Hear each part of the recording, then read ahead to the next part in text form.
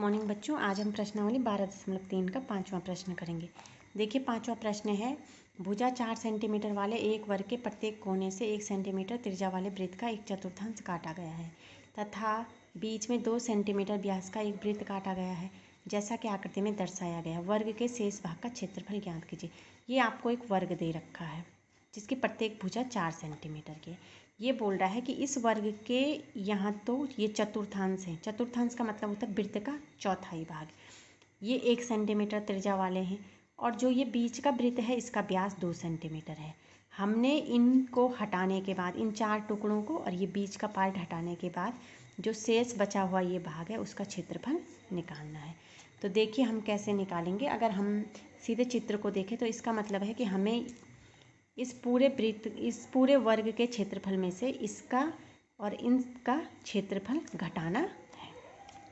तो हल करने का तरीका होगा, प्रत्येक चतुर्थांश की त्रिज्या 1 सेंटीमीटर, तो प्रत्येक चतुर्थांश का क्षेत्रफल हो जाएगा 1/4। भाई वृत्त का 1/4 तो होगा चतुर्थांश, 1/4 पाई r स्क्वायर।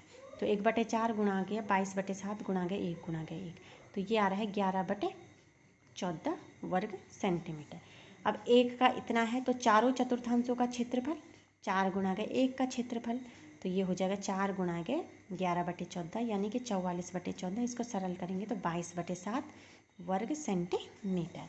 अब जो बीच में वृत्त है उसका क्षेत्रफल निकालेंगे।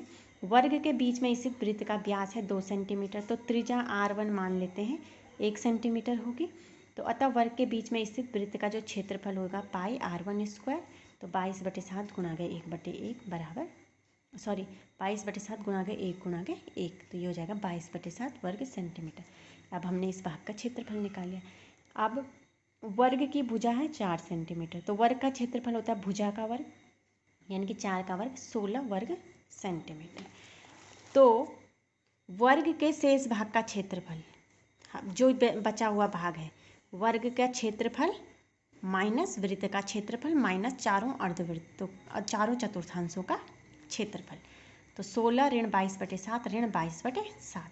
एलसीएम 7 लेंगे तो 16 गुणा 7 ऋण 22 तो 112, और ये ऋण ऋण का धन हो जाएगा तो ऋण 44/7, तो ये हो जाएगा 68/7 वर्ग सेंटीमीटर।